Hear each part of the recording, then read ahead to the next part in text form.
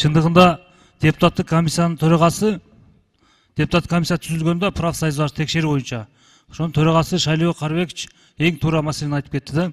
Биз жакын күндөрү Ысык Көл областына бардык. Чындыгында ошол жерде областтын прокурору келген жок. Бир райондун прокурору келип 5 районго биз жооп беребиз деп айтты. Бул деген туура эмес нерсе. Биз ошол жеринен көрдүк. 100гө жакын жерлер биринчи линияда биздин жаш балдарыбыз каникулга чыкканда эс ала турган жерлердин бардыгы сатылып кеттир. Ошо сатылган акчалар мамлекетке да түшпөптүр. Ал боюнча да маалымат беришти. Жана ошондо мен айтат элем, биздин балдарыбыз каникулга чыкканда Ташкентке, Алматыга, Астанага барып эс алып келели деп калды.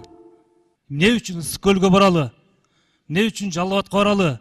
Арсланбакка баралы? Сарычелекке баралы дебейт. Ушундай балдар эс алуучу жайларды биздин профсоюз сатып, жеке менчикке берип сатып жок кылды.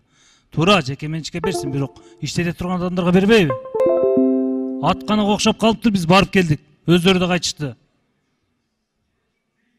Мындай болбойт да, урматтуу төрага. Ошого сиз протокол тапшырма берсеңиз, Шайлоо Карыбекович туура айтат, мен кошулам толук.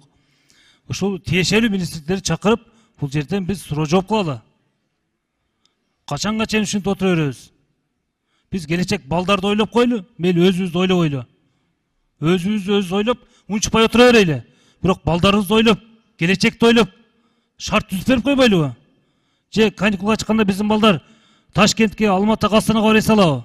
Не үчүн өзүбүздүн кереметтей сонун Ысык Көлүбүзгө барып эс ала албайт? Барса барган жери атканы болуп калыптыр, биз өз көзүбүз менен көрүп келдик. Эмне үчүн Арсланбакка барбайт? Ушундай сонун жерлерибизге барып, биздин балдар эс алыш керек да. Телевизордон көрүлөп Ысык Көл экен деп калды балдарыбыз чындыгында.